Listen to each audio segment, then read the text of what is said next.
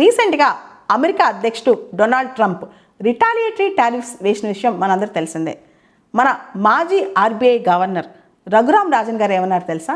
Donald Trump తన గొయ్యి తనే తీసుకున్నాడు, సెల్ఫ్ గోల్ వేసుకున్నాడని చెప్తున్నారు. అంటే అమెరికాకే ముందుగా నష్టం జరుగుద్దంట.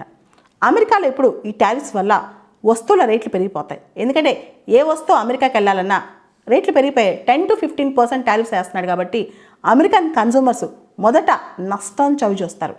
గూడ్స్ అమెరికాలో దొరికేవి బాగా రేట్లు పెరిగిపోతాయి. దాంతో అక్కడ ఇన్ఫ్లేషన్ పెరుగుద్ది. రేట్లు పెరిగిపోతే ఆటోమేటిక్గా ఎక్కువ మంది కొనలేరు కాబట్టి డిమాండ్ కూడా పడిపోద్ది. ఇదంతా కూడా ఒక సైకిల్ లాగా జరుగుద్ది.